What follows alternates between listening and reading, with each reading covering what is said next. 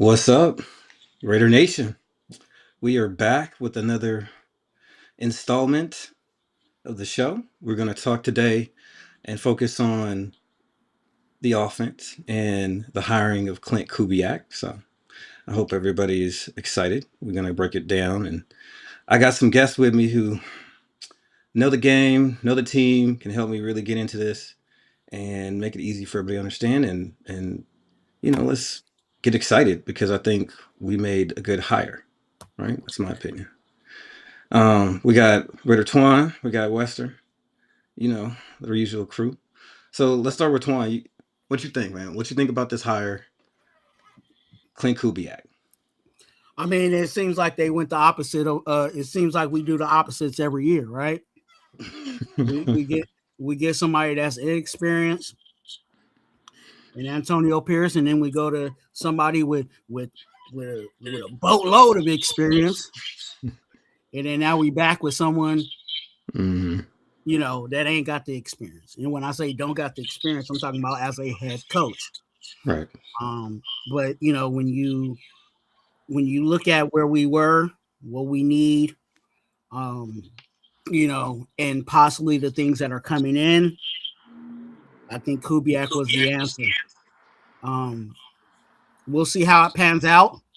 It's one of those situations where he could be, and I'll give you guys the floor and the ceiling. It could be Andy Reid or Sean McVay, or it could be Josh McDaniels. Yeah, good point. And that's where it's at. We know that Josh McDaniels is, and I've said this as a broken record, Josh McDaniels is a good, you know what I'm saying, and some people may say a great offensive mind, you know what I'm saying, but he's not a head coach. and he had two strikes, and we'll see if the protection by complexion works for him to have another shot at it. You know what I'm saying? But this is what we're gonna have to wait and see in regards to Kubiak. We know that he's a great offensive mind. We know that he's a great coordinator. He has proven that. Right. He hasn't proven it as a head coach. And juggling head coach and coordinator, right, is 6'7". 6'7".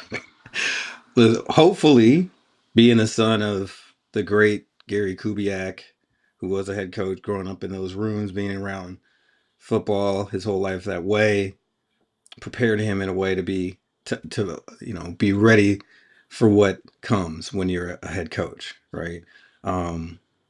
He does have a lot of coordinator experience successfully, but like you said, so did Josh McDaniels. And some would say this is a third strike because the first strike was Denver. The second strike was turning down the Colts job after accepting it. And then the third strike would have been with the Raiders. So let's just clear the record on that. I just do not like Josh McDaniels. I still offer to fight him at any point. Anytime. Just clear. Doesn't he have a punchable face? Very punchable. Like, if you saw him, you know what I'm saying? If he just walked past you, know what I'm saying? Like, you might just I'm sorry. Yeah. I didn't even. Yeah. He does have one of those punchable faces. Just give him a good punch. Nice, little punch. So for me, right? So getting Clint Kubiak is a signal, that it's a shift toward a modern offensive identity, and it's all rooted in Kyle Shanahan and Sean McVay's principles, and it's emphasizing, in play action and outside zone schemes.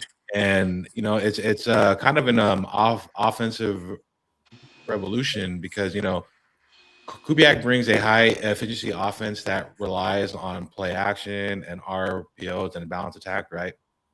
And, with our first round, pick, it's expected, that we're going to get Fernando Mendoza, and that's going to establish long-term stability with our franchise, and then it's also a strategic collaboration, because the hiring highlights, a close collaboration between Kubiak, GM John Spytek, and Tom Brady, and it's aiming to align the front office and the coaching staff. And that's also kind of a youth movement also as well, because Kubiak, he's going to have young players, and within the coaching staff, he's going to bring a fresh, innovative perspective to our franchise. And the hire, it's I know it's going to be a multi-year rebuild, but we're aiming to transform the team into a competitive force with a fresh, modern, and consistent and steady approach to team building. And his hiring, it marks a break from our past, because he's now empowered to build a new culture around a young, dynamic offensive system. I agree. I think one of the key parts, I think that about the hiring is the fact that it's not the standard retread or somebody who no one else was looking to hire as a head coach. He had other offers. He decided to come here, and I think he came here for a reason, right? Because if you look at what he does with that in that offense, yeah, it's Shanahan based offense, right? His dad's Gary Kubiak, obviously that's where he comes from, but it's more than just Shanahan with extra tight ends. Okay, like he runs the 12 personnel because he's trying to produce certain outcomes, right? Um, he will force zone, right, by the formation, right, and then run a switch route, switch release, right, which is zone killer, right. He will, you know, motion the tight end and the receivers to create a matchup where it's going to be man, right, and you've got the tight end singled up on a strong side linebacker, right. That matchup is already won before the snap, right? So like you go look at the tape, he's consistently creating these different situations through formations, through motion, through alignment to make the defense declare what they're doing, and then abusing the rules, right? And so I think it's going to be eye opening to have someone calling plays that actually has a reason, a why behind everything that they're doing, right? Um, and so I'm extremely happy about this bill, right? About this hire, and Yeah. how it's going to, I think, work with the roster we have, right? Looking at who we brought into the coaching staff, right? We had Andrew Janako as the offensive coordinator, right? Everybody that came in, Dennison as the offensive line coach, they're just going to reinforce what he's trying to teach. It's cohesive. They're all talented and successful previously. So this coaching staff is full of people that know what they're doing and have proven that they know how to do that, right? Um, you know, having Mike McCoy on as a older person who's been a head coach before, so that he can bounce that off of bounce ideas off of him and reflect on what it's like to be a head coach for the first time, I think was a huge hire as well, right? Because like you were saying, Twuan, like he's never been a head coach before. What did you think about us bringing in McCoy? What do you think about the coaching staff that we put around him?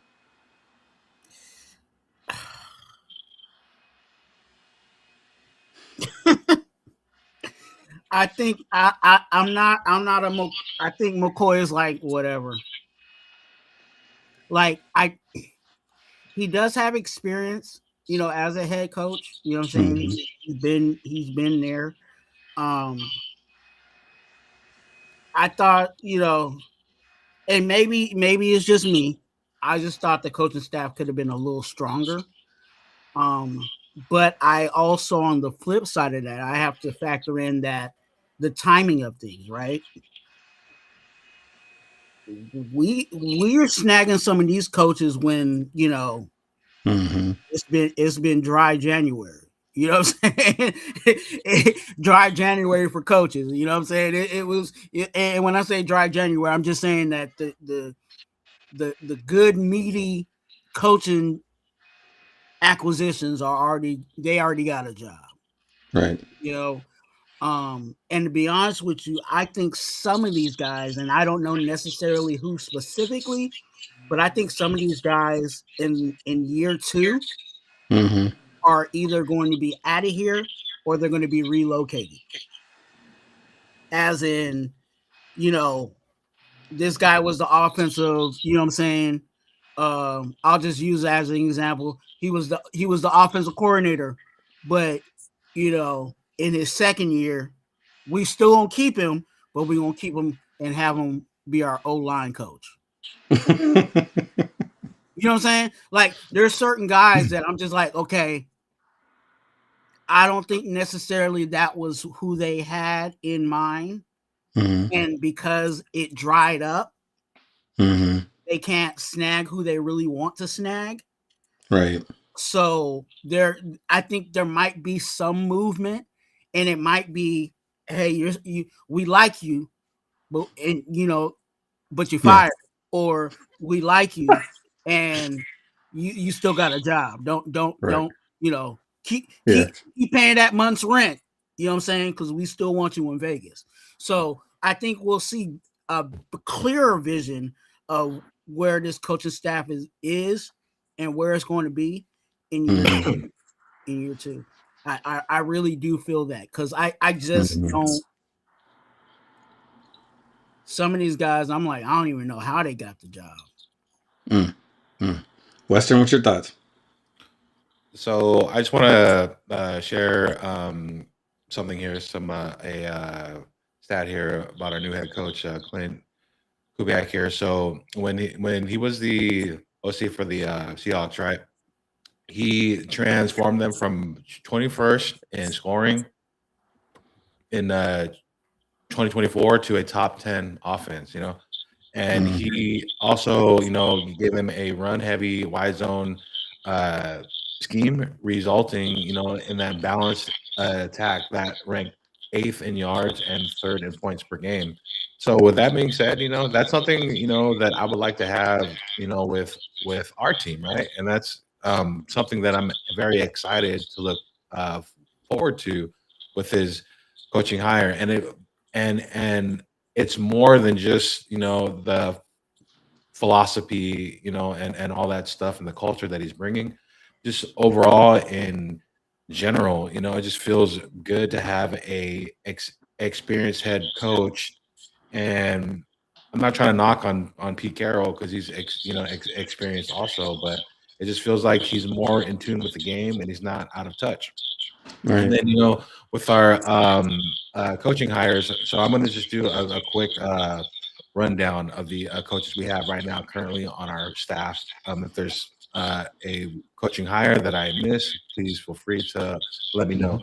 So we got our offensive coordinator, Andrew Noko, who came from the Seahawks, right? And that's my favorite coach out of Clint Kubiak's choosing. And the reason why I say that is because the continuity and the chemistry that they have, because they've been together with each other for a long time. And then we have our DC, Rob Leonard, special teams coordinator, Joe DeCamilis. If I'm saying that right. Our assistant head coach, Mike McCoy, as you just said, hot. I don't really, know like that much about him, but I do know that if that's who Clint Kubiak, wants, then hey, I'm all down, for it, because we're not just trying to get this guy to pair with this guy like we did last year and our previous seasons with our head coaching hires. Our offensive line coach, we got Rick Dennison, Brendan's best coach, Omar Young, offensive game run coordinator, who we just hired recently today, Mario Jebarel. And then we got our pass game coordinator and DBs coach Joe Wood, safeties coach Matt Robinson, linebackers coach Ron Al Williams, and defensive line coach Travis Smith. So I just wanted to, just to say those coaches, just to update, all the people that are watching here, just in case if they're not up to date with their coaching hires. And as I've said, I'm most excited about Andrew Noko with that hiring. Yeah. No, I think the staff has a lot of, I think, good experience to it. I liked Rob Leonard getting the promotion. I think I'm gonna do a show maybe in the next couple weeks where we'll get to focus on the defense and what I think it's gonna look like under Rob Leonard, right? I think his promotion was due. And a lot of people, have sniffed around, him being a defensive coordinator, and he probably would have got a job pretty quickly. I think his experience in Baltimore under Mike McDonald means we're going to lean towards running something like we saw up there last year in Seattle under McDonald, under Leonard, right? And of course, Max Crosby likes him, so doesn't hurt anything, right? So, bringing Travis Smith back as a D-line coach, I like that move. I think that was smart. I feel like he did a good job with us while he was here. And, having him come in, being someone that everyone's familiar with, including Max, is probably not a bad idea either. I like Janoko. I think Dennison is an important hire. Having a competent offensive line coach who actually knows what they're doing and can get this offensive line blocking is really going to be the key, because we all know, that the worst unit on this, or performing unit on this team last year, was the offensive line. We had injuries, nobody had time. I think Genty was third in the league in forced missed tackles and still averaged under 4 yards a carry. So that says a lot, right? We just, we've got to improve on the offensive line. So Dennison can, bring all that experience and get everybody running that zone properly, right? Then, and luckily this offense doesn't require that we have an all-star cast of physical freaks at offensive line, right? So we're probably closer than we would have been if we would have went with a different kind of setup, right? So that kind of moves us into our next segment. I want to talk about the Seattle personnel and then our personnel, right? What were the roles those different players up there played? How does our roster compare, right? So, like, JSN, right? Went crazy, number one receiver, running a lot of option routes, right? They're moving him around the formation, right? I look at our roster and I go, that's what they're going to do with Brock Bowers, right?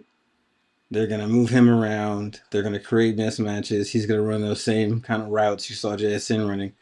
And he's going to get open, and then he's going to break a ton of tackles. He's going to be harder to deal with because he's going to be doing it from the tight end position in line, and you have to be in base when you try to cover that. He's going to get extra releases off of the hesitation of those linebackers, that extra split second. He's going to rip up the seam and have big plays, right? So I think he actually is, not because he's better, but because of who he is and what position he plays, a better fit for what Kubiak is trying to do in this offense as the number one target. So, Twuan, what are your thoughts on that idea of JSN is the number one target? Who do you see as the person that's going to be running those routes, creating that havoc? What are your thoughts on that?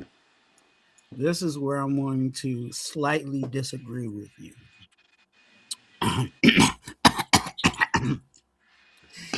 And and I'm gonna have to say Trey Tucker.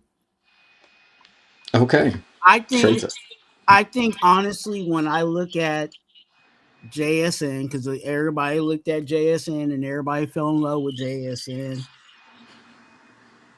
when I looked at JSN,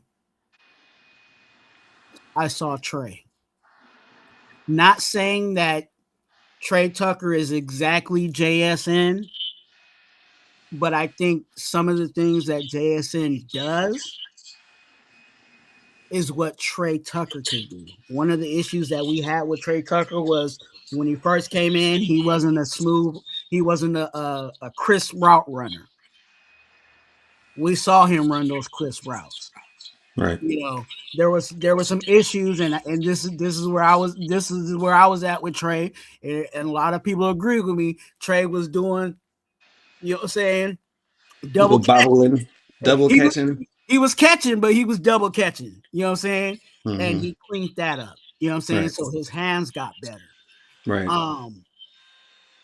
I think that's if you want to call Trey a poor man's JSN, I think that's where it's at. I think yes. Yeah. That's why I said I partially, will disagree with you, because I think there is some things that Brock Bowers will do, you know what I'm saying, that JSN, routes did wise, but I think Trey Tucker is definitely speed wise and all of that. I think he will definitely fill that role. I'm not saying that Trey's a number one, but I'm just saying what piece can take off, replicate this. Some of those shoes, you know what I'm saying? Those are some big shoes. Like we know how good JSN was.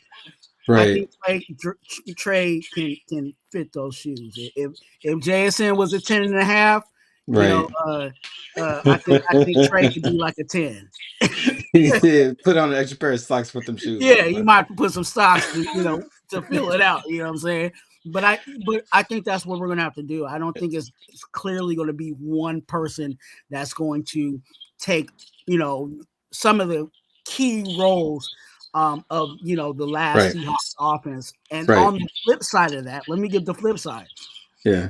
I think the coach that we have is not going to have to say the offense that I ran last year, the Raiders are going to run exactly at our house. Exactly. There's going to be some things that he's going to say. I think, as much as I don't like him, there might be some things that he sees in Dante Thornton where he might be able to pull something out of him and highlight.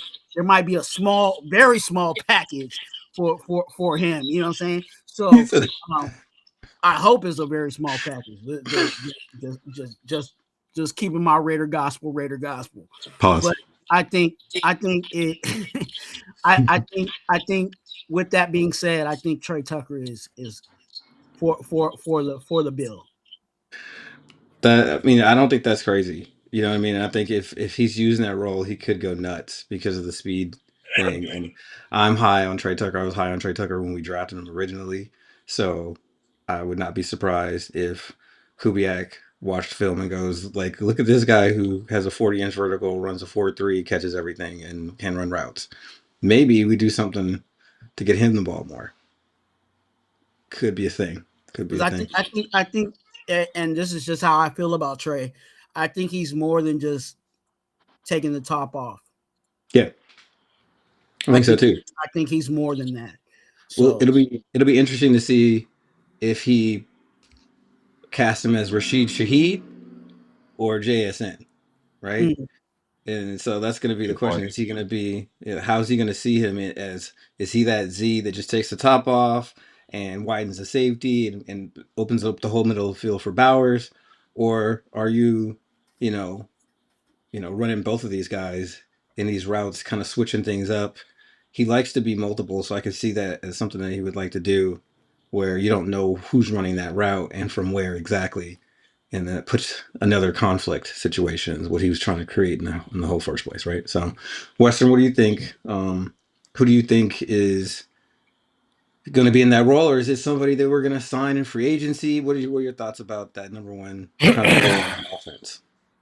Yeah, so to be honest with you, I would love it if Trey Tucker could pan out and be something like JSN.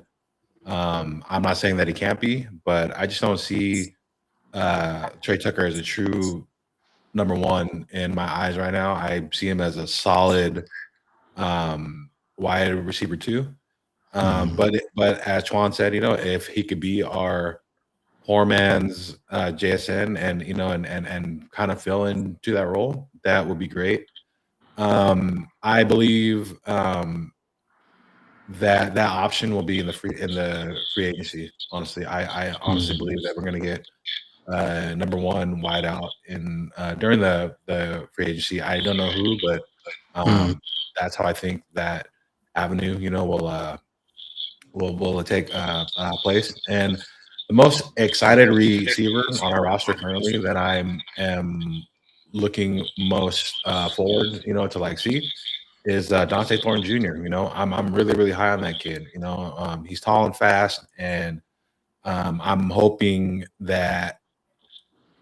Well, I know that Clint Kubiak is gonna do things with him, but I just hope that he's incorporated more into our offense going forward. And I just want to come compare here since we're on this, topic about the Seahawks roster and our roster here. So I just want to just do like a little quick thing here on how Clint Kubiak's Seahawks team, versus our current team we have now. So I'm gonna just do like a quick little thing here. So we'll start with quarterbacks, right? He had Sam Darnold, right, who thrived in his scheme. He threw for over 4,000 yards, and he ranked fifth, among the quarterbacks in the NFL, and unfortunately we have Geno Smith, who many Raider fans have different opinions on, right? But the Raiders are expected, to draft for Nando Mendoza with that first pick. So with Mendoza and Sam Darnold, I would give Sam Darnold the tip of my cap here because the experience of like all that, right? But this might just be my Raider bias here, saying I wouldn't put Fernando Mendoza that far off from Sam Darnold because I believe that he has the tools and the talent to definitely higher ceiling too. Oh yeah, yes, right. And then also so with the running backs, right? They had Kent Walker, right? And they also incorporated Zach Charbonnet as well. And that helped, the Seahawks team, improve to the 10th best rushing attack in the NFL. And we have, Genty. So I will give it to them because they have more of a durable and more depth in their running back group than we do. And then tight ends, we have the better tight ends, than they do. Wide receiver wise, they have more depth, but we have more speed. And so basically we have our Brock Bowers, who I'm gonna say is our number one target, and then they have JSN, who is their top offensive target and weapon, and then they have a better defense than us. Fair. Okay. I would say, I think Genty in this offense is going to be at a different level than we could see from Walker. Walker is explosive. And he just doesn't have the kind of contact balance and vision that you see from Genty. I think Genty sees stuff before it happens, right? And that's going to be huge in this system. And then the contact balance, he's going to be running through muddy lines, breaking arm tackles, and then he can take that house. So, and he can catch out of the backfield. I think not declaring what you're going to do by who's in the backfield, right? Like Seattle kind of had to do, right? Is important. And I think that, the extra little yards here, the broken tackles there, the first down that would have been 3 yards short there, you're going to keep seeing that from Genty out of this. And I think that I'd rather have that one really good back than two okay backs. That's just how I look at it, right? It's worth it. We can get a 4th round backup to Genty and surpass what they have in Seattle, in my opinion. tight end is not even close. Bowers is the best tight end in the NFL when he's healthy. And then you have, I don't know, Noah Fant and AJ Barner up there. I mean, it's okay, but like Mayer is as good as anything they have as our backup. So I think he can kind of replicate a lot of the stuff that you saw inside, you know, from Cooper Kupp and JSN.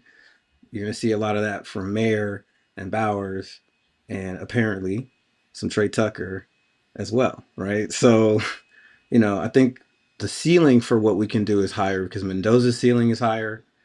And I think the parts that we have are more explosive, right? Um, I think we haven't talked about Jack Besh, but he didn't start to come on to the end of the year. Didn't really get a chance to play because Pete Carroll hates rookies, apparently, with a passion. And so then once he got on the field, he started to make plays, and it's obvious. I'm not saying that he can be Cooper Kupp. He's not Cooper Kupp. Cooper Kupp understands what's going to happen on a play right before the snap, right? And he's like manipulating coverages with his release and stuff like that. He's not Cooper Kupp. But what he can do is he can go to the sticks and get a first down and body somebody. He can block, right? We saw that, right? So the elements of things that we got from the Seattle offense, which was number 3 in scoring, right? And then we look at the players that we already have here now. We haven't talked about anybody we're adding. And we can replicate or surpass what Seattle was doing with that offense. The triangle of players between Genty, Bowers, Tucker, right, Mayer, right? Like it starts to create a geometry problem for the defense, right? And that's, I think, what we're seeing here is that Kubiak is playing geometry, everybody else is playing checkers. All right. That way. Yeah. So, you know, one thing that I would like to add too. So I don't really see this as a complete rebuild because we kind of have the ingredients there. So Kubiak isn't coming to a fresh team that he has to create from scratch. So with that being said, he has to just finish the meal. You know, that's the best way that I could put it into an analogy there. You know, like you have the ingredients. You know, we got Bowers. You know, we're gonna get Mendoza. We got Genty. You know, we got some pieces there. Now he just needs to just finish the meal. Any other thoughts on this subject, Twuan? Yeah, I'm sitting here just kind of really agreeing with a lot of what you guys are saying. Like, yeah, you guys are kind of taking some of the words out of my mouth, and just the fact that, you know, we don't completely have, you know what I'm saying, what the Seahawks have, but we have the pillars, you know what I'm saying, to you know, the bones to, you know what I'm saying, to the situation. And now, you know, he's coming in and just putting meat on the bones. You know what I'm saying? That's why we're looking at the backup, you know, running back. That's why we're looking at the backup, you know, tight end. We're looking at the backup, you know what I'm saying, in a lot of areas, because a lot of those areas we got the pillars for success, specifically on the offensive side. Now, the defensive side, that, you know, I'm gonna have to push back on you, you know what I'm saying, Western, because I think the defense is definitely gonna be a rebuild. You know what I'm saying? But offensively, the pillars are there. So I think that might be the reason why it was appealing for Kubiak to come to the Raiders, is because when he looked at what we had, you know what I'm saying, specifically offensively, he's like, yeah, I think I got the pillars there. And then on top of that, we're not in a situation where we're strapped. You know what I'm saying? No. We got money and we got picks. You know what I'm saying? We got both of those. So speaking of picks, we got the number 1 pick. Yeah, you know what I'm saying? Yeah, that too. You know what I'm saying? So we got money and picks, and he's like, okay, well, whatever I don't got, I think I can. You can just buy it together by week, you know. Together. Yeah, we can just buy it up. So like, we got the number 1 pick. We got a ton of cap room. We have a team that has a lot of the pieces, and there happens to be a quarterback in this draft who is Daniel Jeremiah's #1 overall rated player in the draft. Not just quarterback, player. I don't know when was the last time I saw a quarterback as the top rated player in the draft by any scout. It's been a while. I got Mel Kiper comparing him to Peyton Manning. Like somebody else was comparing him to Tom Brady. But according to a lot of people in the media, we should trade that pick because we're bad. I thought that every team that picked #1 was bad. Did I miss? Did they change the way they do the draft? Because I swore that like every team that was bad had. So their logic is we are so bad we shouldn't pick the best player at the most important position. I'm gonna just we're not trading the pick. Not for anything. Just turn around and walk out. It's not for sale. We're sorry. There's nothing to see here. Yes. Okay. So Yes. it's been a long time. We've been waiting a long time to get a quarterback. And man, that is a quarterback. So my thoughts are really clear. Twuan, thoughts on trading the #1 pick? I see both sides, so I'm gonna go the opposite side. I think that we need to. Well, we don't need to, but this is the option. We can trade back,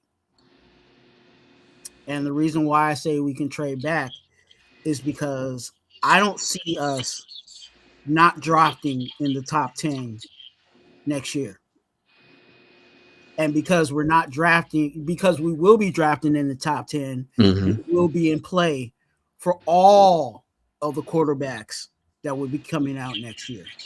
That is an argument. The draft next year there's is at supposed to be least strong. there's at least 3, 4, maybe even 5 quarterbacks that will be #1 rated. Right. You know what I'm saying? Not #1 rated. I'm talking about #1 first round rated. Right. That we can pull the trigger on. You have Arch Manning, you have Lamar Sellers. You can all those names. Say, last year at this time, they told us that this year was going to be a really strong quarterback draft because Carson Beck and Garrett Nussmeier and somebody else I forgot. So I hear your point, but that's a long way away, right? Definitely. So I'm not saying I completely disagree, but I'm just saying for the sake of conversation. Yes. What I personally feel, what I can surely say I feel is that we're going to be drafting top 10 next year. So it's not necessarily like we'll be, 17 and we gotta miss the quarterback. We gotta F the picks just to get back up. You know what I'm saying? To get back up. I think we will be in the neighborhood, if not that one of those quarterbacks will land to us, you know what I'm saying, in that top 10. So if you are not one of the things they said about, the whole Mendoza thing is if the organization is not 100%, you know what I'm saying? If they say, hey, should we draft Mendoza? And there's some people like, hey, I ain't feeling it. Go ahead and trade up out of that. You know what I'm saying? But if they're going to see it closer than we will. Yeah, if everybody in the room is feeling it, then hey, let's go ahead and pull the trigger. But what I'm feeling is that there might be in the second year of Kubiak, there might actually be an option for us to still make play at quarterback next year. So if we trade back and if we trade back and get somebody like a Ruben Bain, you know what I'm saying, to help out Max Crosby in that D line, and then go into next year, pull the trigger on the quarterback. Right. If you do that, you're doing it with the Jets, and you would get like a boatload of picks, right? You'd get the Jets first round this year, their first round next year, probably a second, and maybe another third with a pick swap involved. Like it's going to be massive haul, right? So if you are all at all doubting Mendoza, then you trade the pick. And you might be able to get a little, and I'm gonna say this the way I'm gonna say it because it is what it is. You might get really freaky in the second year because if you say you trade them in, you trade the pick for Mendoza, right? Mm-hmm. To the Jets, right? Do you think the Jets are going to be in the top 10 next year? Yes, they're going to be Most bad again. likely, right? Yeah. Even with Mendoza, right? Yes. So that means we have our pick that's in the top 10, and then you have another pick that's in the top 10. And probably So 2 high second round picks, our we own can and the get, Jets. Right. yeah. So all that capital, and then where the Jets actually will place at the end of the year, we might be in a situation kind of like with Caleb. You know what I'm saying? Like they they traded and still was in the top 10. Matter of fact, they were number one Right. to make it work. So there's a lot of options there. But again, my rule would say in the organization, if there's some reservation, and there might be, trade up out of it. Right. And stack, because what positions we need? Everything but kickers. You know what I'm saying? Isn't Carlson a free agent? I believe Daniel We Carlson. can live another day with Carlson. We can live another day with AJ Cole, but everything else needs something. So taking all that draft capital, yeah. All right. Western. That's my option. That I'm not saying that I don't want nobody to kill me. I don't want to lose 530 subscribers. There are plenty. I said Mendoza is no. I'm just giving the options because we got the controller, so we can play with it. No, there's plenty of people who are all about the idea of just let's stack the picks. You know, no one player is worth what we could get for that number one pick. So, what is your thoughts on this? On the number one pick and what we should do with it, Western? Should we trade the pick? Should we turn the card in now? What's your thoughts?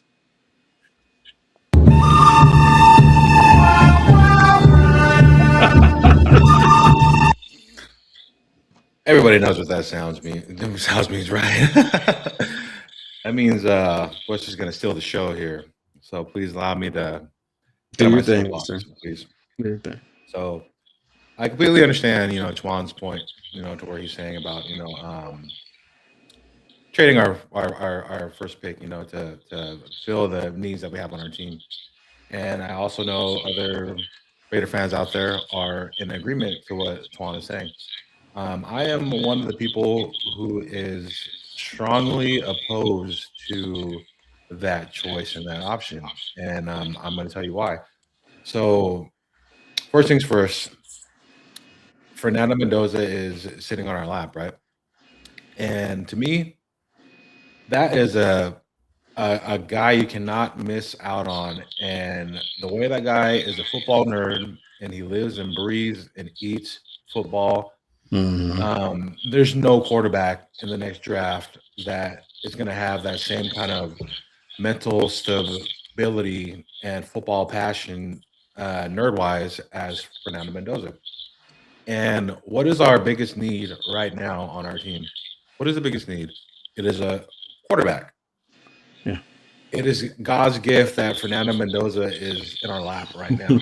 So I'm turning in that card as fast as I can, as soon as the draft starts. Yeah. Putting my card on the podium, and I'm gonna just leave it there, and then, but that's what I'm doing, and and I also want to get on the aspect to where, okay, well, let's trade back, and then we'll get a guy on defense this year, and then the following year we'll get our quarterback. Now, here's the catch with that. Who knows if an NFL team would want to trade with us to get a quarterback if that top QB is going to be pick 1, 2, or 3, right? I don't think we're going to be that bad to where we're going to be in, you know, to be in the top 3 pick for choices next year. And let's say the Jets, right? They have the first round pick next year, and we have draft picks. We're like, okay, look, we'll trade you some picks so that way we could get our quarterback the following year, right? But the Jets are like, no, we are in dire need of a quarterback also, and they're like, no, we are not going to trade this pick. So that's where my mind is on that, is because what teams would actually want to, you know, trade with us if they also need a quarterback also as well. So that is not a guarantee. And I even kind of, you know, entertain like, okay, well, maybe if I do trade the first round pick for this year, I want 5 first round picks.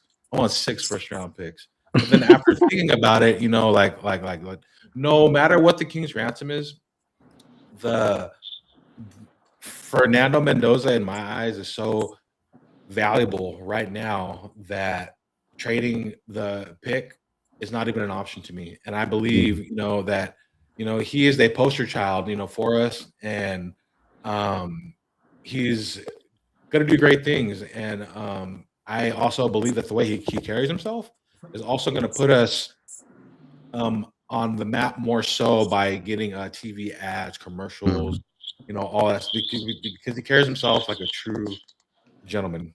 Now to the other aspect, to where the NFL media and outlets are like, well, the Raiders got to. I'm going to tell you why they're saying that. It's because we're the Raiders. If this was the Patriots and they had a first-round pick, they'd be like, oh yeah, it's a perfect blah blah blah blah blah, you know, all this stuff. But it's because we're the Raiders. They don't want us to have good things, and they don't. They want us to fumble this so bad, so they'll paint a narrative that we're so poopy that they want us to, you know, get all these other needs on our team, which I don't see, you know, where they're at, because they're just hating on us.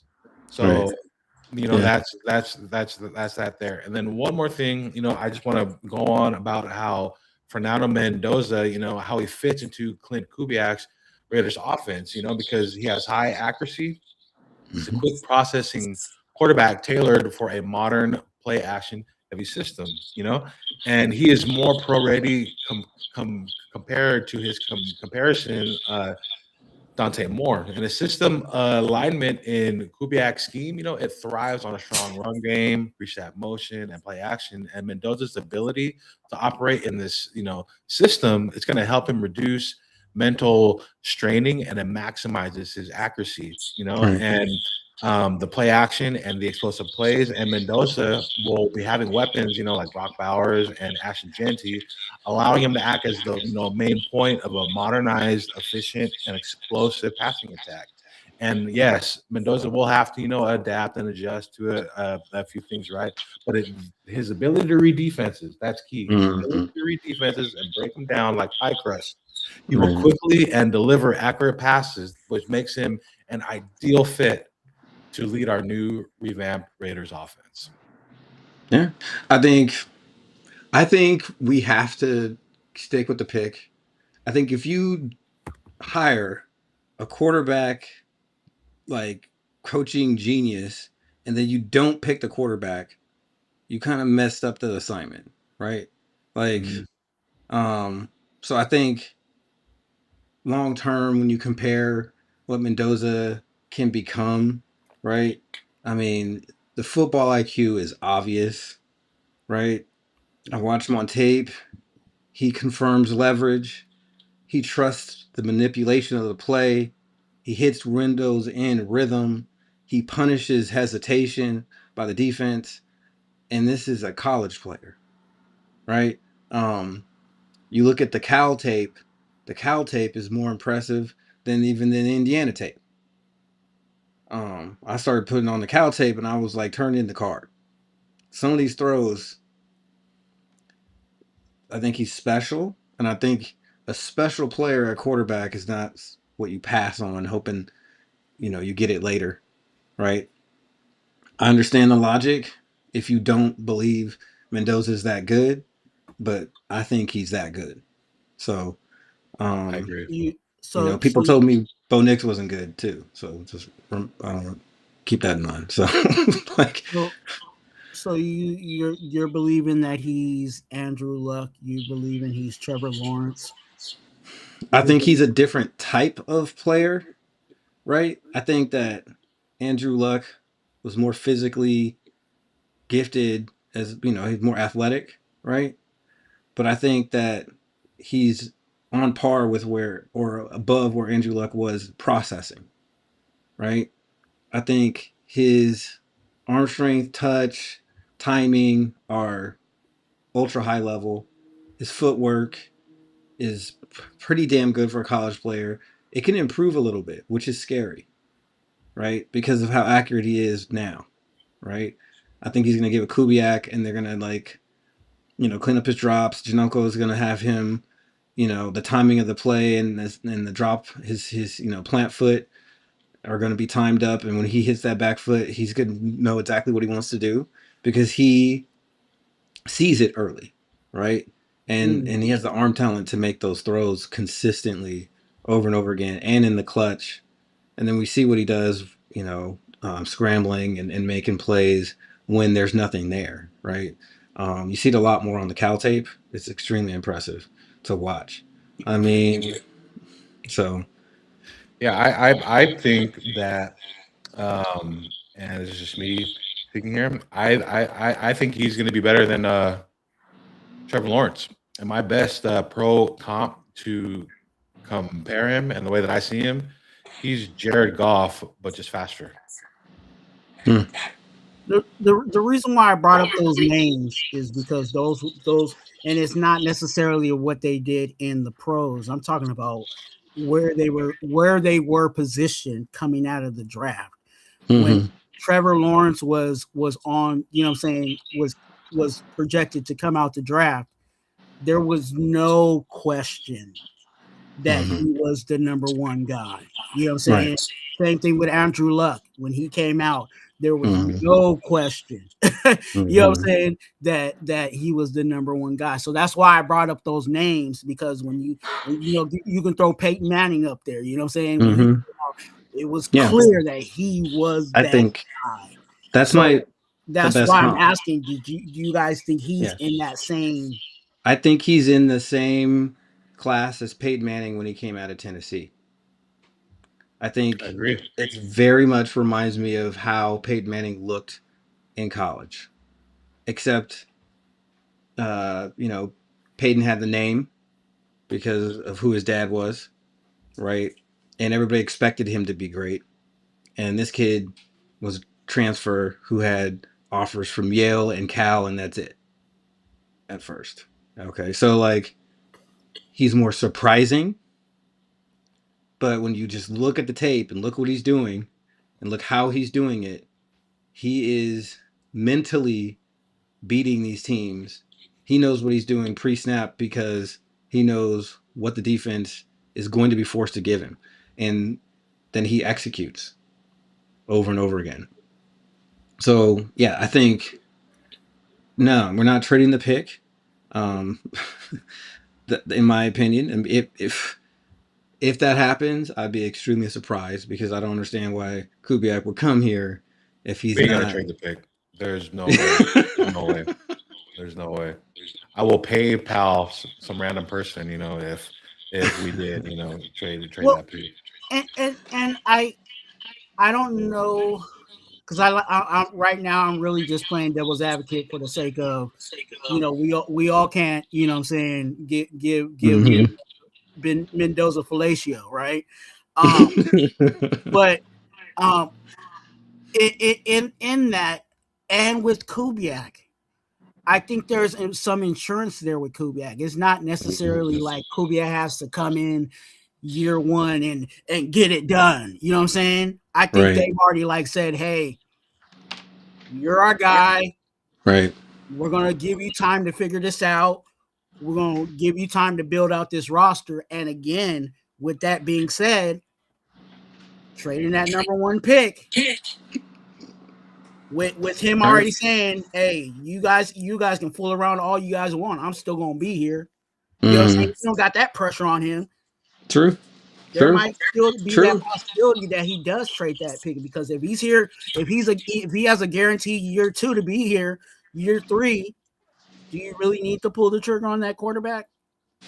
So we'll see how risky he wants to be with it, because you don't want to get cut out there like one of them coaches who decided to pass on that quarterback the first year and then you get into year 3 and you still can't find that quarterback and they're ready to fire you because you still haven't found that quarterback, right? So I don't know. Quarterbacks are hard to find, but it is true he does have a little bit of a leash here, so he could do some things.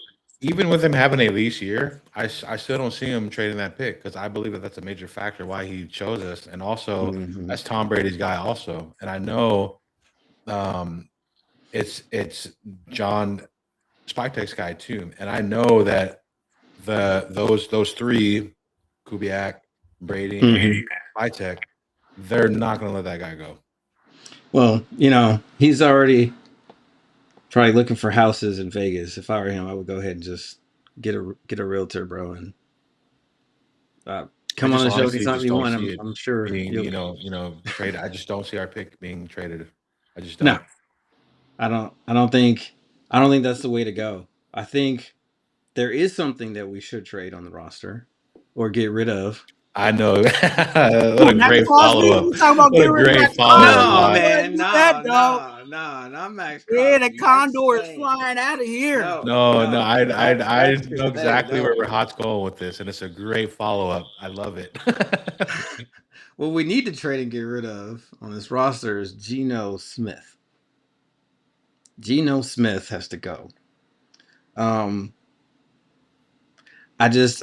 think that what he did, inappropriate gesture to the fans, the way that he carried himself, he cannot come back here.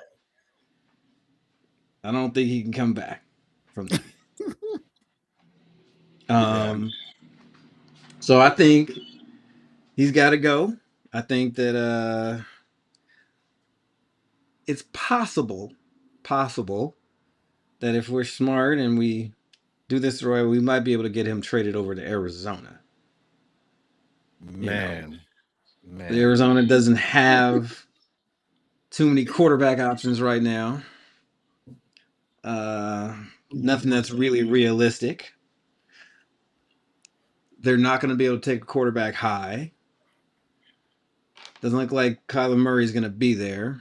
They need somebody stable enough to get him through things. So, but is Geno Smith stable? Listen, I'm just kidding.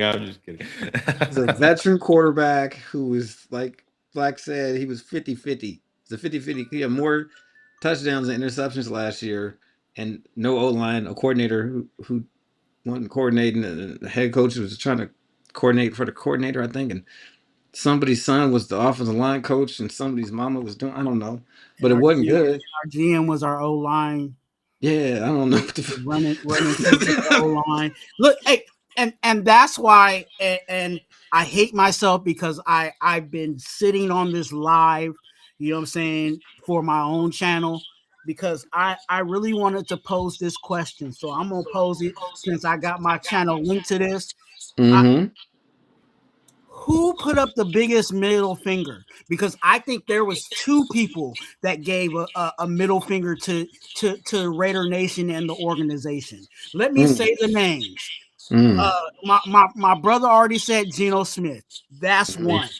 Let's throw Max Crosby in that same. Let's throw Max Crosby in that same conversation, because he gave a middle finger.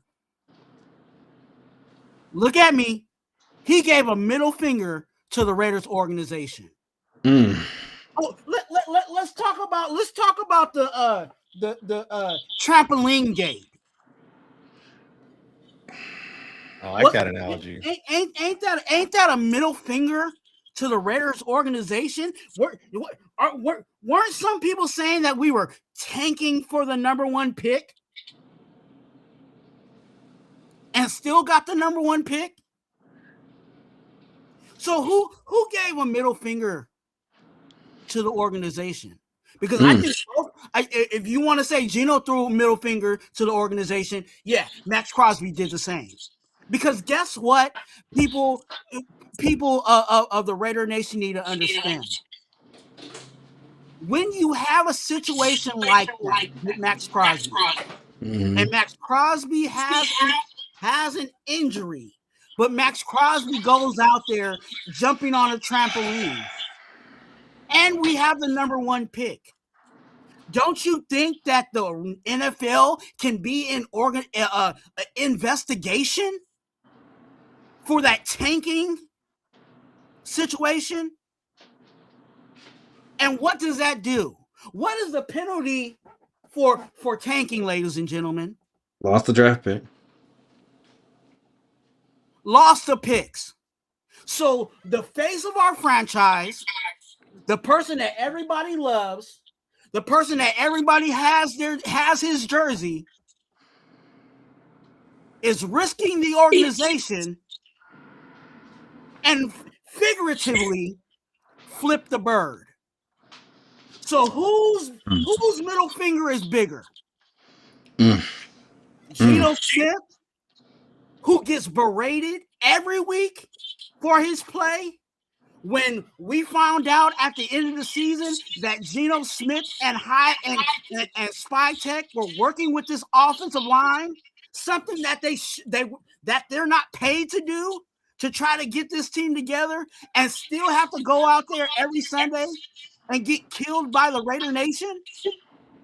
I'm not gonna lie to you. If I'm Geno and I had to go through all of that, yeah, you might have got a middle finger from me. But ask the question: who gave the biggest middle finger? Max Crosby or Geno Smith? Chat thoughts? Who is Let's talk about it. I'm tired of Raider Nation, and I'm using the word again. I'm tired of the Raider Nation giving Max Crosby fellatio on everything that Max Crosby does, when everything this offseason has been giving us the middle finger. When has he clearly said that he wants to be a Raider? I'll wait. In this offseason, I'm on the same boat as you. You know, he never. So Max Crosby. Okay, so let's start with Crosby first, and then I'll jump over to Geno Smith. So Max Crosby has never said that he wanted to stay and be a Raider, but a lot of people, you know, well, he has a Raider tattoo and he got a house in Vegas and all that stuff, right? But he never came out himself and said, "Hey, all those rumors are nonsense. I'm going to be here. Don't worry," right? So that's where I'm at with that. And then him jumping on the trampoline, I totally understand your aspect on that one. That was a great take. And also with the tanking bit, I think that we just sucked so bad that we didn't need to tank. You know, like we were just horrible. It was, you know, bad play. And to, you know, Geno, okay, so let's just call it a spade here, right? He sucked, man. He sucked. Our O-line sucked. And who knows who was really calling the plays, whether it was Chip Kelly or Pete Carroll, you know, like who knows. But, you know, Geno Smith's best game was week 1, right? And after that, it's just been a steady downward spiral where he was just playing horrendous, you know. And we would be honestly lucky to trade him for anything, you know, trade him for an open bag of chips that has a quarter of, you know, of chips left in the bag, you know. But I would honestly, you know, trade him, you know, to the Cardinals, which I see that the Cardinals seems to be the most likely place, you know, if there were to be a trade, you know, apparent there, because I don't know who would really trade for him aside from the Cardinals. And yeah, I'm on the boat also as well. It's where Geno played horrible. I didn't like how he conducted himself.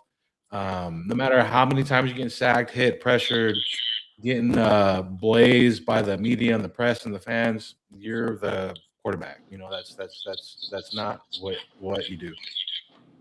Yeah. Well, I mean, I want Geno traded. I don't blame him fully for his frustration, but I think the optics of what went on there can't be really recovered from, right?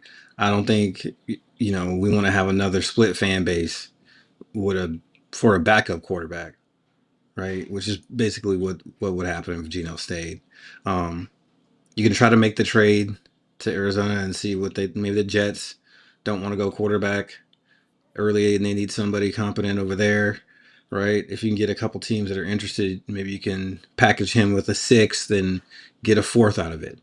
You know what I mean? Move up a couple rounds and get rid of that contract. Otherwise, you can cut him and save about $8 million. You can also post June 1st cut him and save 27 million or something, whatever salary is, and then the rest 18 and a half gets pushed into 2017, so you pay the bill on the credit card later. So that's an option. If we make the roster moves that we are probably going to make, right? Geno's probably gone, right? And then Colton Miller is sitting there, probably needs to be restructured. You can move some money around there to restructure his contract. Alex Kappa probably needs to get cut. Save us about $5 million for him to be cut. Alex Kappa. I don't think anybody's crying if he's gone, right? So you make those moves, and we're well over $100 million. If you post June 1st cut, Geno, we're talking, well over $125 million in cap room. And you look at what this team needs. We talked about kind of the fits, right? Brock Bowers is already there. Mayer is already there. Genty is already there. We have Trey Tucker.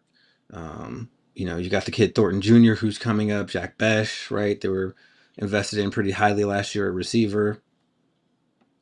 I mean, on the offensive side, we just look at what this team kind of needs moving forward into next season. I think the focus needs to be offensive line first, right? And then if a true kind of number one receiver would be a nice luxury. Twuan, I think you were talking about focusing on some depth at the tight end position because of how much is going to be asked of the tight ends in this offense. Based on kind of what we saw from Seattle and what they were trying to do, what we have down on here, a roster currently, what do you think the focus needs to be in the draft and free agency on offense? Let's start with the offense. What do you think are the major needs? Obviously everybody's looking at the quarterback, so let's just check that off, right? But behind that, I think in the draft, I think it's tight end and running back. Now, if you can land a wide receiver that you have, in the makings of a number one that, okay, I think he can be a number one guy, then you might want to go ahead and pull that. But I think with tight end, again, people are talking about, oh, this is going to be the third tight end. Well, now if you draft that tight end, then that you're not spending money for a veteran, so you're saving money. There goes my word, cheap labor. You know what I'm saying? Third tight end. So now you have all your tight ends under rookie contracts, very cheap. Same thing with your running back. We know that Genty's the number one running back. He's probably going to get the majority of the touches at running back. But if you have a running back that's under cheap labor, then you're not spending a veteran to be a backup that's not going to get that many touches anyway. So if you can save, again, now you got the tight end room all under rookie contracts, then you got the running back room all under rookie contracts, and then you might be like, hey, Twuan, what's up with the free agency? What's up? Tell me about the money, right? Let's go ahead and follow the money. When you get that, when you have everybody under cheap labor, or when you have a bunch of people on cheap labor, then all that money that you have in free agency, then we're not spending that money on depth. we're actually spending that on the top shelf guys. We're talking about the top wide receiver. We're talking about the top pass rusher. We're talking about whatever, you know what I'm saying, whatever the trend is coming out free agency, we can make a play for whatever that top player is. And then we can really do a whole lot of crazy stuff, because now not only do we have the quarterback, which is the most expensive thing under cheap labor, we got our tight end room under cheap labor, we got our running back room under cheap labor, and the only thing that we're really spending money on is our offensive line. Which everybody is in. I don't think there's anybody out there that is not in agreement that we need to look at our offensive line in free agency. So if we take care of the line in free agency, then all that extra money can go to, it can go to the defense, or it can go, you know what I'm saying? It can really get some key guys to fill out this roster. Right. That's because why, like you said, yeah. the defense is far away. What, you know what I mean? So being able to kind of take that money and fit it into, the offensive line rather than depth players that we need to make the offense function is going to be huge, because that defense is going to need a lot of infusion of talent, right? That's where I would spending my money on the offensive line and the defense. But let's talk about your thoughts, Western. What do you think about where we need to spend the money? What are the major gets that you think could really take this offense from, okay, we have the bones. What's the meat that we need to add to that? Like he was saying earlier. So before I touch on that, I just got to go back to Gino here, because I just wanted to just, because I wasn't really done, with that yet. So I just, I want him far away as I don't want him close to Fernando Mendoza at all. That's not a great mentor, to have in a young quarterback like that. And I don't want him to instill or alter or hinder any progressive upside that Mendoza can transpire to our team. And I just, if you want a veteran quarterback to to mentor and teach, and lace up your rookie quarterback who's going to be the first round draft pick, by the way, do you really want Geno Smith doing that? I say no. And so with the free, agents here, as Twuan said, Twuan hit some good points there. I'm just a little, opposite. So once we get our quarterback, I'm addressing O line and D line, and also in the free agency, there's some players that I would like. So I was going through, all the free agency players that were available. So I'm going to just say some here. So I said this on the last show. The Raven Center, Tyler Lindenbaum. He's one guy, that I would like to, have on our team. And then for defense, we got to have edge opposite of Max Crosby, to help pressure and attack the O line and just the other team's offense as well. So my dream, pick would be Trey Henderson, right? But who knows? But I hope we do. But there's also Jalen Phillips on the Eagles. I like him too. And then for a wideout, this is where I think that we're going to fill in that veteran wideout, there. And so my pick that I would like to have would be Mike Evans. But the question is, would Mike Evans really want to come on a rebuilding team, or does he want to go to a winner? So there's that there. And I also like Romeo Dobbs, a lot too. I feel like he could be a number one receiver in our, offense as well. Corners, Tyreek Woolen, I like those corners with, height and speed, so that would be something that I would like. Or Jalen Watson, the corner on the Chiefs, I like him also as well. And then one also linebacker that I would like to get to, or actually two of them, Alex Anzalone, and then also we have Devin Lloyd, who's on Jacksonville too. So that's some players that I would like too. And there's also some kickers. Carlson. I feel like it's time to part ways with him. And I really like Joshua Carty on the Cardinals, and I like Matt Prater too because he's a solid vet. Mm-hmm. Okay. Well, I think, the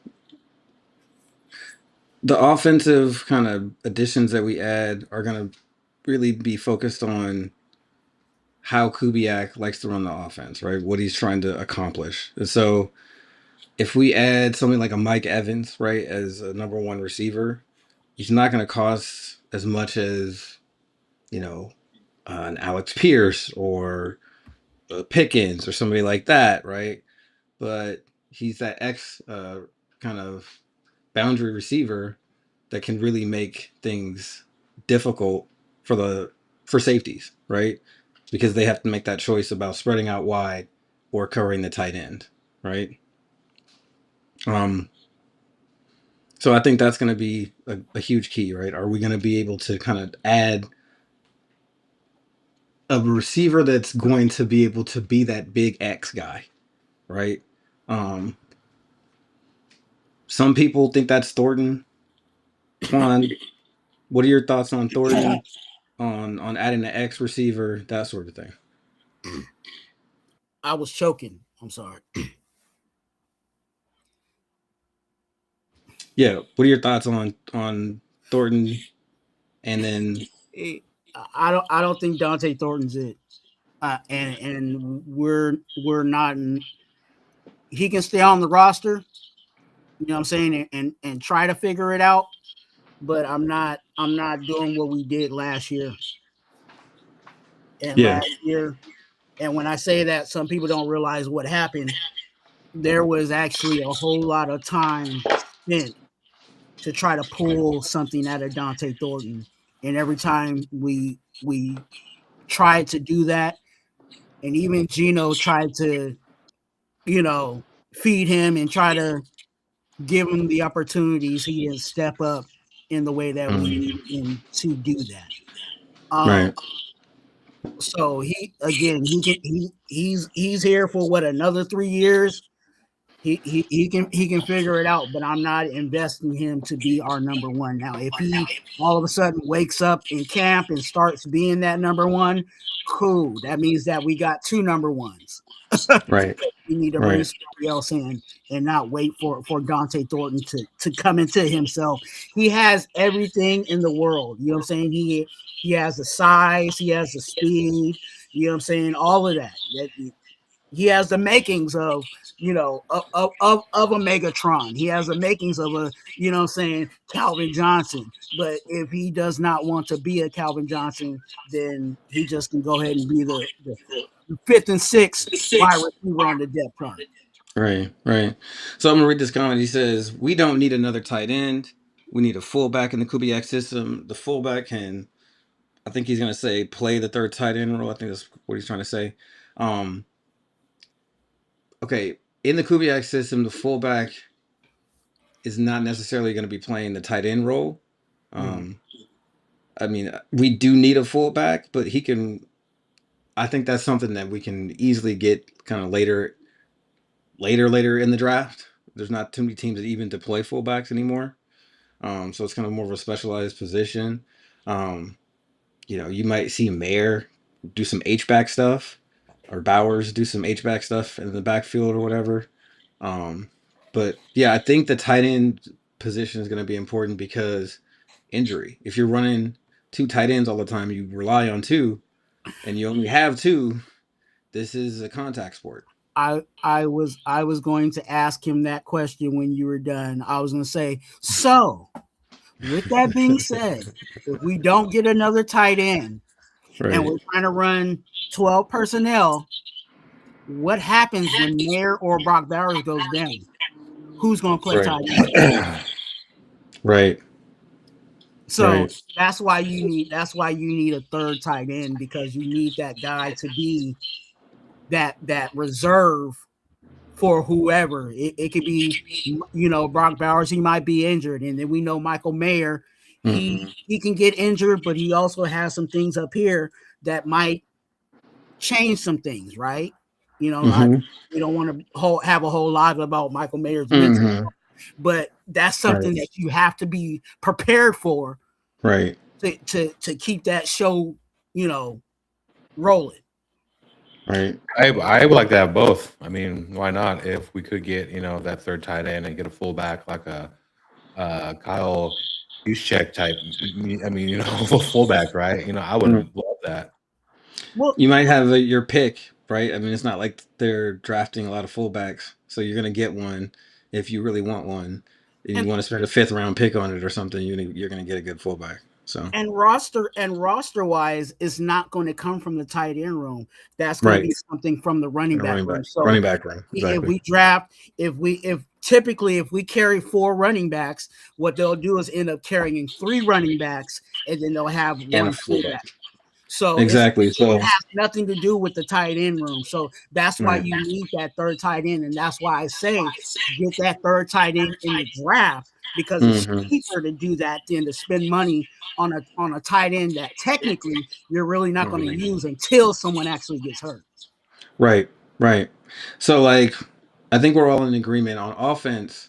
Free agency is really about the offensive line, maybe adding a weapon at receiver, right? Some depth at running back, tight end, fullback, that sort of stuff.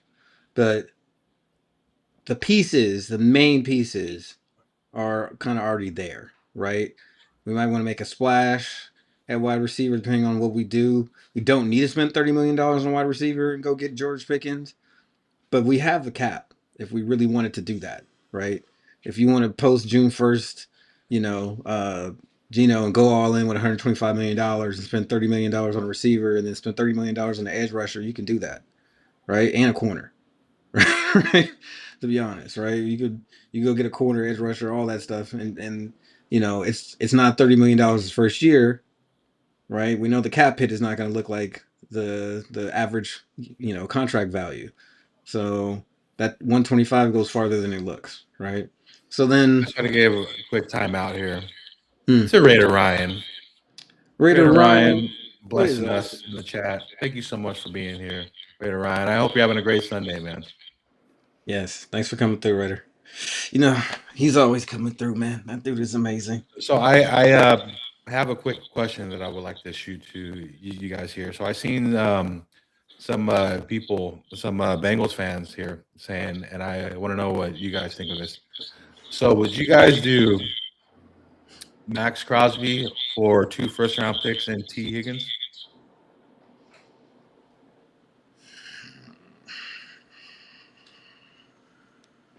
Did you say 2 first-round picks and T. Higgins? Interesting. That's tempting. The issue I have though is that it's the Bengals picks, right? Yeah. So you're gonna have a healthy Joe Burrow, right? If they're trading for Max Crosby, right, then does that mean they're bringing back Trey Hendrickson, right? And they're going all in, right? Yeah. So I don't think those are going to be very appealing picks, right? With a healthy Joe Burrow and they still got Jamar Chase over there, and late first picks. So then it's like I'm gonna say no because of who we'd be making that trade with, right? Those are not going to be premium picks, and so you're going to be getting replacement players at best late in the first round, like Max. So that's a no for me. That's a no for me. What about you, Tom? What are your thoughts? Would you make that trade? It depends if Max Crosby is done giving middle fingers to the Raiders.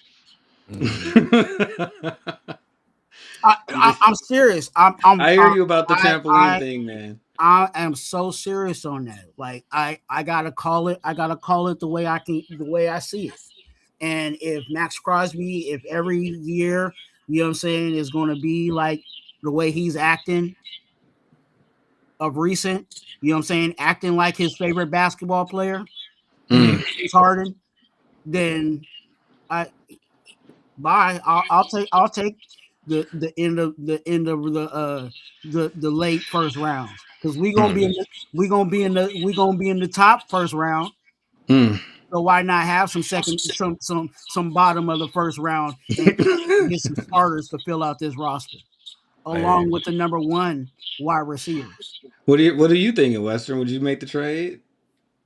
I at first I was like kind of like half and half, right?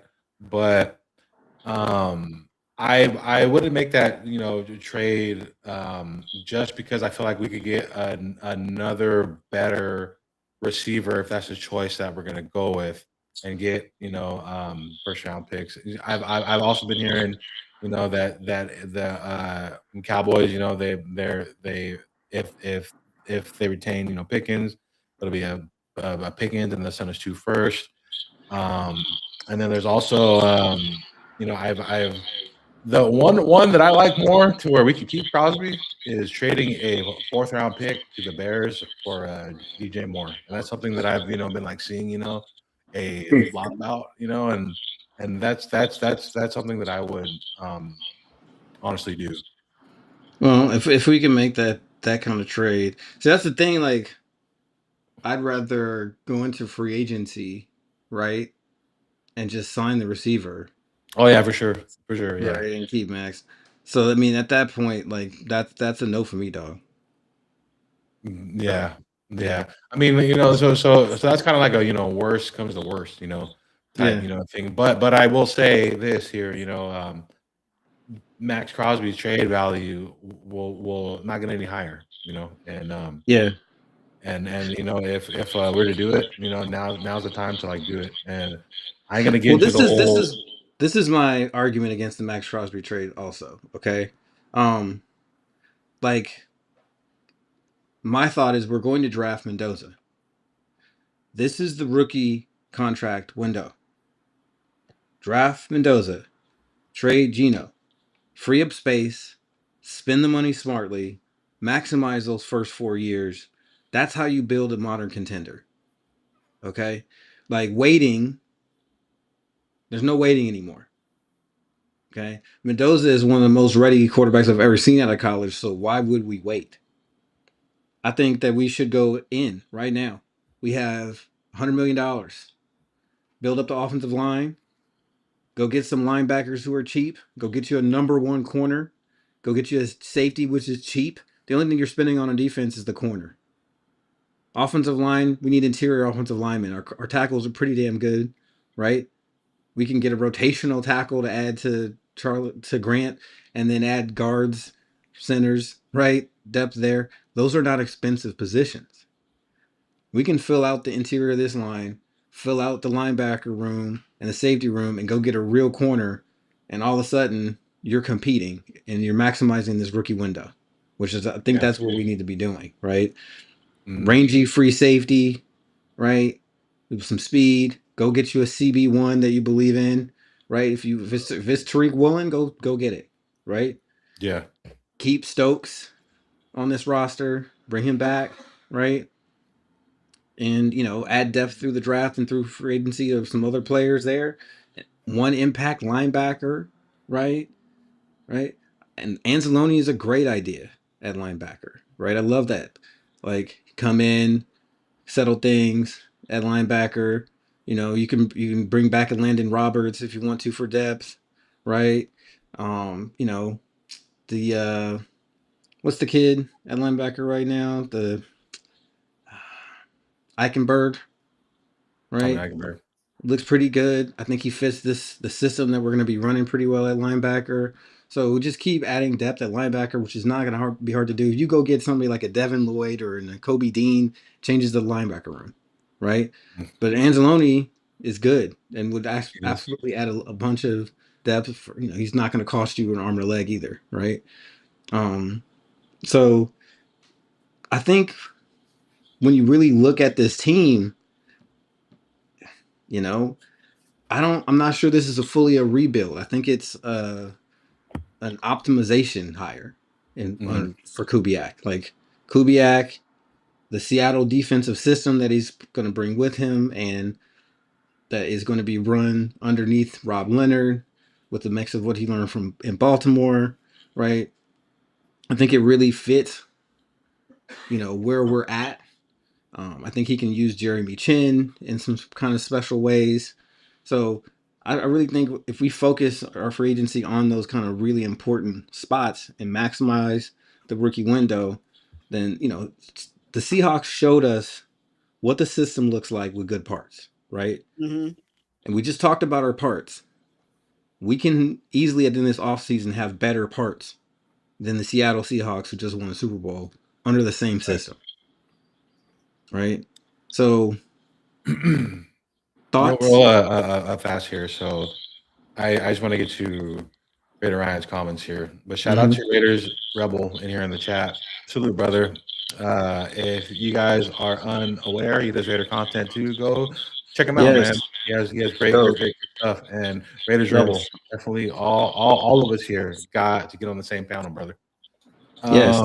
So Raider Ryan, you are spot on. He's on fire. Spot on with all that, man, because I agree with everything you were saying, about Max here. I'm tired of the back and forth, BS, his nonsense that he does, right? And my biggest so strike one was the one when he opened his mouth, about oh, I want Antonio Pierce or else trade me. That shot down our chances of getting Jim Harbaugh, who I was extremely high on, and but it's always something with him every year, and I'm tired of it. It's and I hate to say it, but it's just like, dude, shut up and tackle. Shut up and tackle, man. Dude, you're a great player. Well, that's what he said he's doing this year. And it's just like I'm tired of all the extra nonsense that he brings, and it's like I understand, he's the cornerstone of our defense, but at the end of the day, nobody's bigger than the Shield. Nobody. I don't care who it is. Nobody's bigger than the Shield. And let's keep like my brother Wester said, let's keep a spade. Like Max is on one leg. Let's put that out there. I don't care what surgery, I don't care what treatment he got, he's still on one leg. So you either got to get rid of him while the stove is still kind of hot in the market, or we're just gonna ride out with him. But we have to be honest about that. So you're putting a lot of and a lot on a pass rusher on one leg. How long is that going to last? That's fair. So then this is what I look at it like this.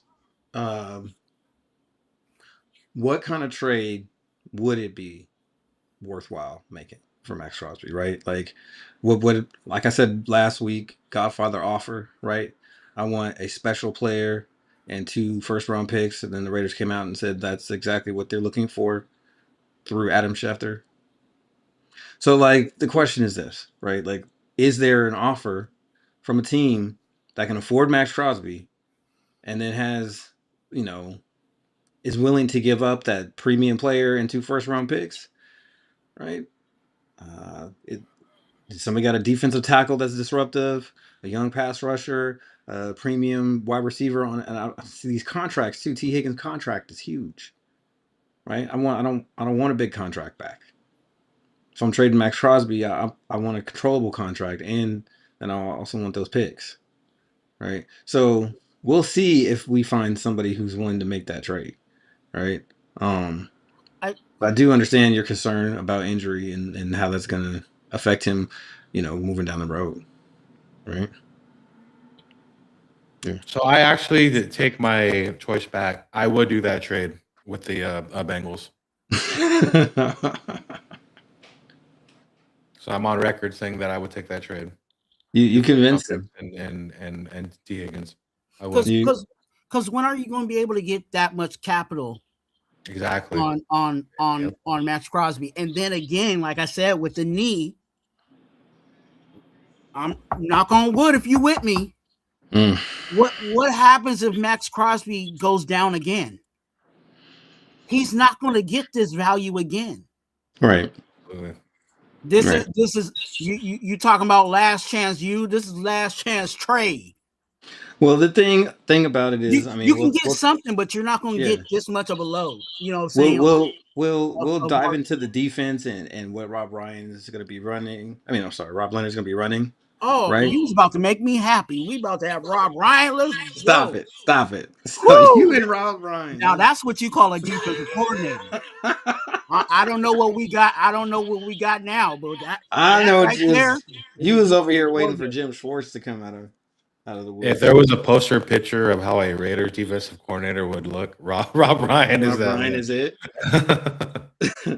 But I think that Rob Leonard is going to be running something similar to what we saw in Jacksonville last year, or up there in Seattle under McDonald, and what we saw in Baltimore in like 2023 under Mike McDonald.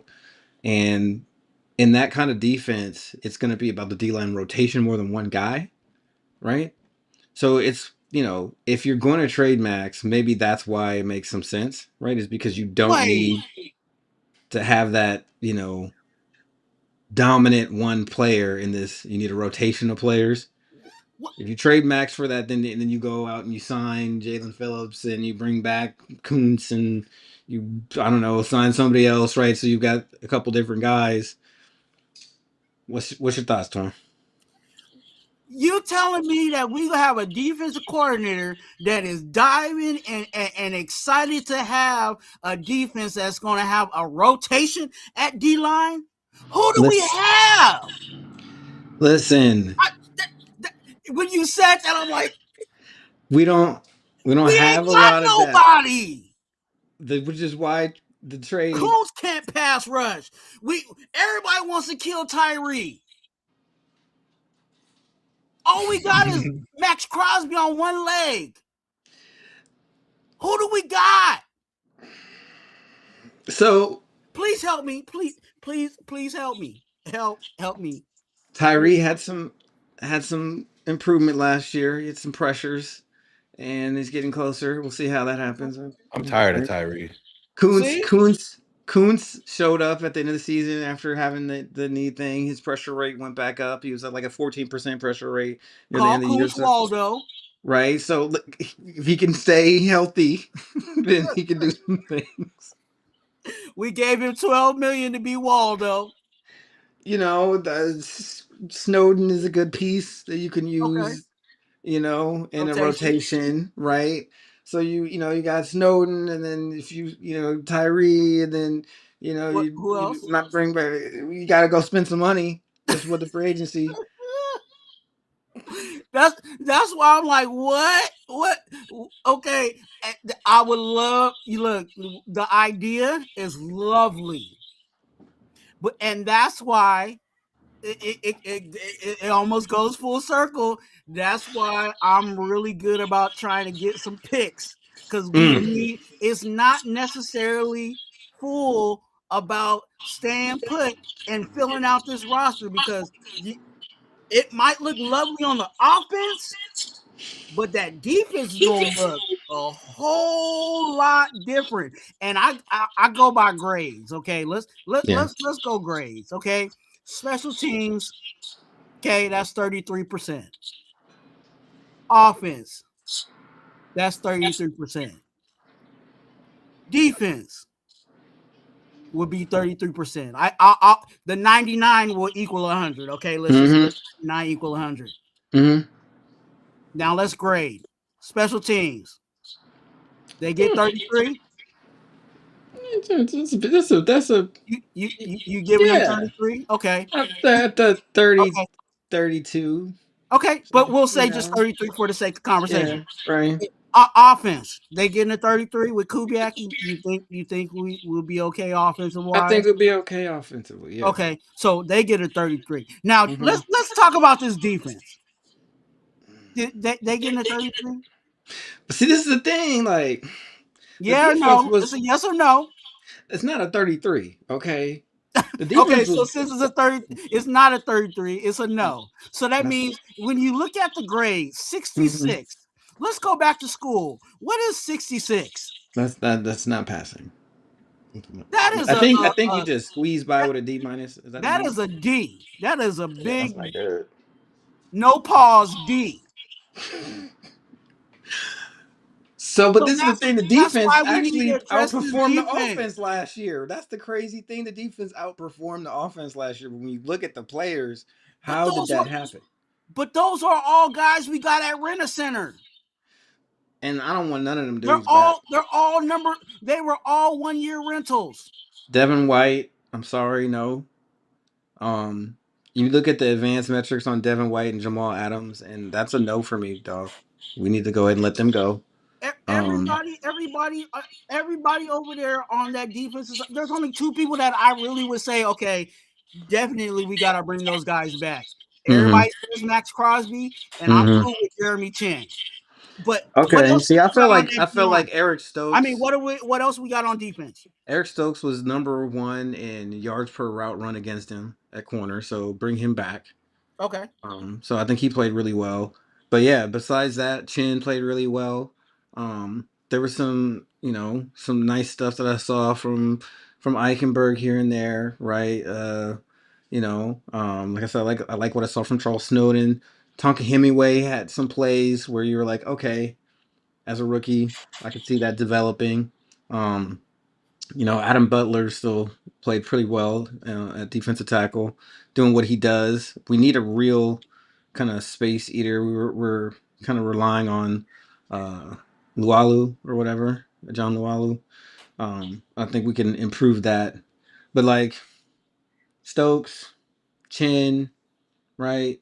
Palo Mal didn't play too horribly at safety. I like some of the plays he was making back there. I think in this defense being more in the box and less at free safety, which I don't know what they were doing, but they had him in the deep third more than I think he should have been playing in the deep third. We didn't really get to see Tristan McCullum very much, but that was a late pickup that I thought had an opportunity to do something on the roster, right? Lonnie Johnson didn't play too horribly when he came in. But he was injured for most of the year, so we didn't get to see him until the end. But like, there's a lot to be done on this roster. But the thing that needs to be done are things we can, the money you're going to spend is pass rusher, right? Bring back the guys that we have for depth. Go get you a corner to add to Eric Stokes and get some linebackers because we don't have any besides like Eichenberg. And, I can see Jeremy Chin actually moving into. He's already kind of a safety linebacker hybrid, and in this defense, I think they're going to use him more like that and less as a safety.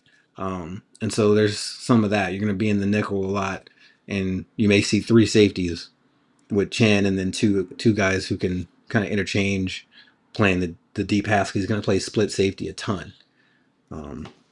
So really, one impact linebacker to go with Chan and the depth that we have at Eichenberg, and add some pass rushers, and we can change the defense around. Trading Max, I don't know about that, but I understand the logic of if you feel like he's a deteriorating player because of the knee, that's something we have to see from the doctors. You know what I mean? I don't. Team doctors would have a better understanding of that than we would, right? Or I do at this point, right? But I understand it. I understand people being like, I'm tired of it, right? I'm tired of all the crap, all the talk, all the back and forth. But I mean, maybe that's just a part of having a really good player that other teams want, right? So, yeah. So, I mean, any other special thoughts that you guys have? We're creeping up on 2 hours here. But yeah, just any thoughts on the rebuild, on what you would do with the cap space. Otherwise, because for me, it's get that cornerback, get an impact player in the interior of the line, get a linebacker, get an edge, right? Just keep adding impact players through free agency and then see how far that gets you. And you got a lot of money to do that, right? And then, yeah. Thoughts? I would work just how you I said I would work on the O line and the D line first. and then I would try to get that number one wide receiver in agency. And then I heard you guys talking about signing guys.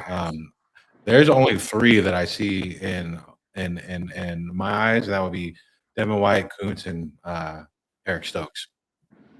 And yeah, we have so much cap room also as well. So we have like so many options that we could do, and I'd be happy if we get some of the players that I had on my list. It'd be nice. Hmm.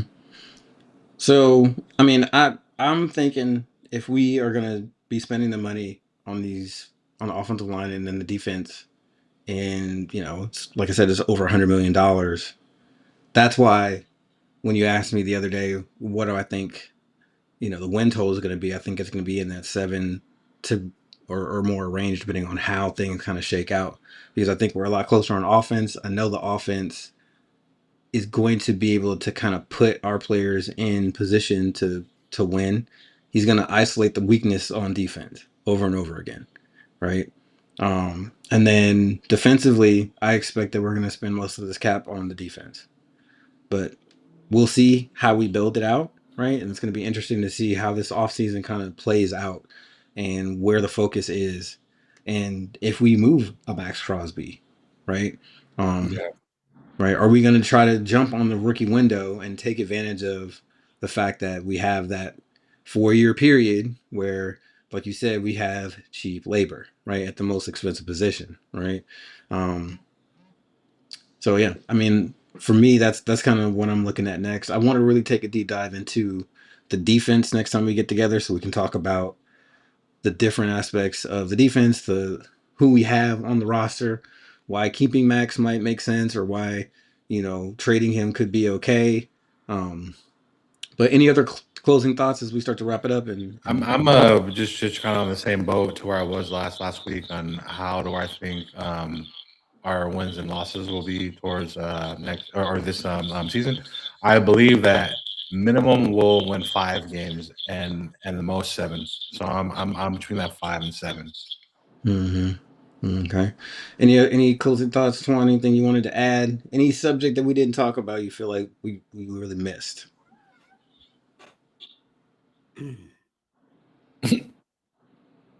No. It's gonna take too long to break down, so I'll save my clips for another day. Okay. Well, we'll talk off camera about what that's going to be, and we'll make sure we put that in the next show so we can really get to it. But yeah, I mean, I think that just about does it for everybody, man. We covered it all. We talked about everything I wanted to kind of cover today, and we'll get a chance to come back and do it again next Sunday. But I want to thank everybody in the chat, Raider Ryan, everybody who showed up, and commented. I see the usual cast of characters, and it's okay if you miss the alarm. It'll be available for you to rewatch forever in perpetuity and all that good stuff. So one last things here. Trade Geno Smith. Trade him. Get rid of him. 86 him. That's one of the first major improvements that will help our team. And Max Crosby, just don't be shocked if Max Crosby does get traded. That's all. I ain't gonna go no more further on Max Crosby trade stuff, but just don't be shocked, and we'll see. All right. Well, like I always try to say, man, life is hard, so stay positive, because what else are you gonna do, right? As you're navigating through all this, important thing is that you read between the lines. That's where all the truth lies, right? And otherwise, just stay hot.